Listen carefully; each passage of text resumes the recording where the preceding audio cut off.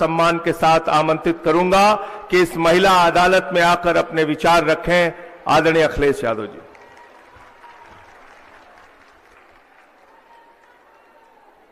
चलो कोई बात।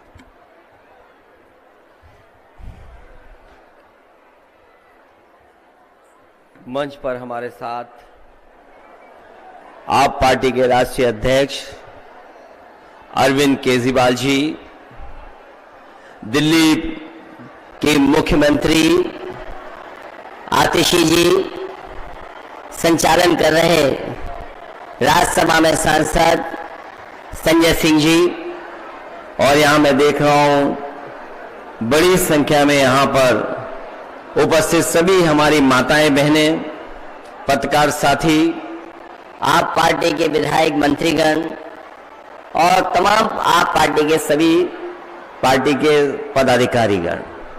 मैं सबसे पहले यहां पर उपस्थित मां शक्ति का बहुत प्रणाम करना चाहता हूं। जो यहां बैठी हमारी माताएं बहनें हैं, उन सब का मैं बहुत बहुत आभार प्रकट करना चाहता हूं। साथ ही साथ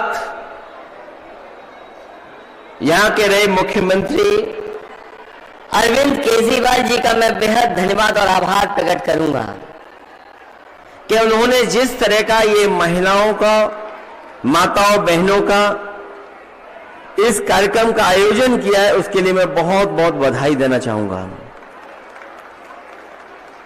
मैं अभी जब मंच पे था तो एक एक हमारी बहन माता जो अपनी बीती आपको सुना रही थी, जो घटना उनके साथ हुई, वो अपना दुख जरूर बता रही थी, लेकिन मैंने सामने वाली माताएं बहनों का भाव देख रहा था।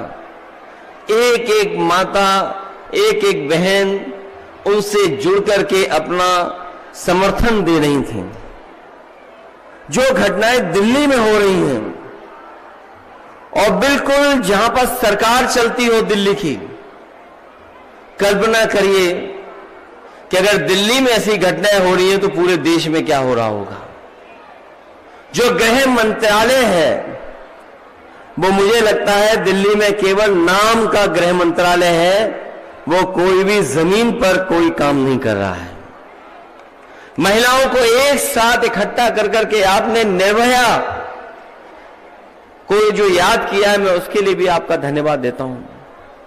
मुझे याद है जब निर्भया घटना हुई दिल्ली में, न केवल दिल्ली के लोग बल्कि देश के लोग जाग उठे। शायद देश में ऐसा आंदोलन एक महिला और बेटी की सुरक्षा के लिए कहीं नहीं हुआ होगा जैसा दिल्ली से लेकर के देश में कोने कोने में हुआ था।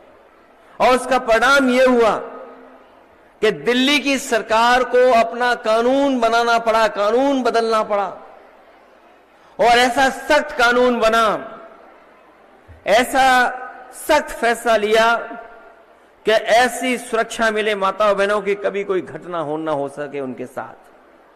जिस समय निर्भया का यहां घटना हुई, मैं उत्तर प्रदेश में मुख्यमंत्री था।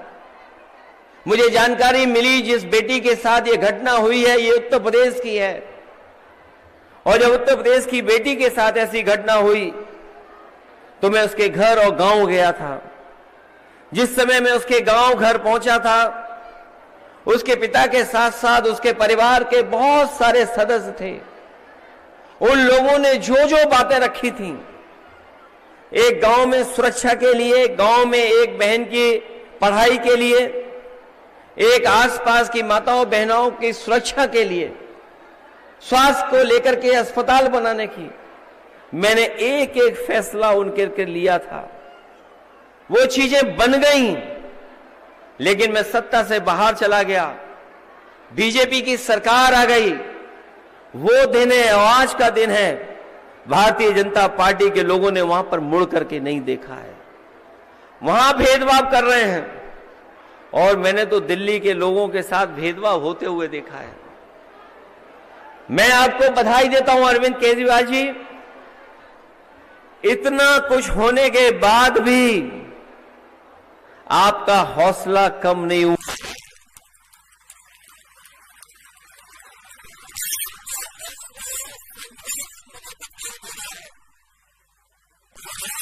आपने सुरक्षा का सवाल उठाया है, मुझे पूरा भरोसा है यहां की माताएं बहनें मिलकर के अपने दिल्ली के लाल को दोबारा सम्मान दिलाने का काम करेंगी।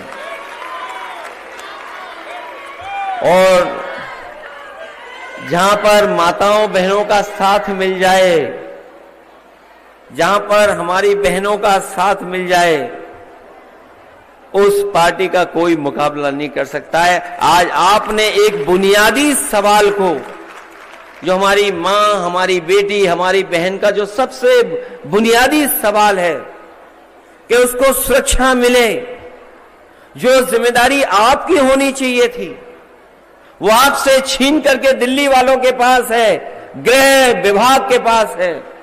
मैंने जैसा कहा कि गृह विभाग केवल नाम का है, जो दिल्ली में सुरक्षा नहीं दे पा रहा, मणिपुर में सुरक्षा नहीं दे पा रहा, तो सोचो जो गृह विभाग का काम है वो काम कौन कर रहा है। इसलिए जहां आप स्वास्थ्य के लिए इतना चिंतित हैं, आपने स्वास्थ्य में जो परिवर्तन किया उसका परिणाम यह हुआ कि आपसे सीख करके बहुत सारे प्रदेशों ने वही मॉडल अपनाने का काम किया जो आपने कर करके दिखाया।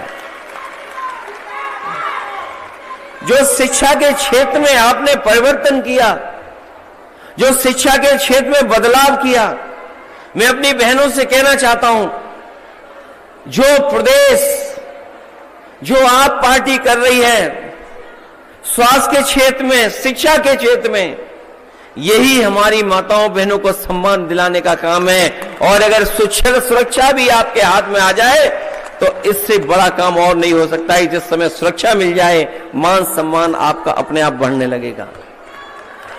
मैं बधाई एक और योजना के लिए देना चाहता हूं।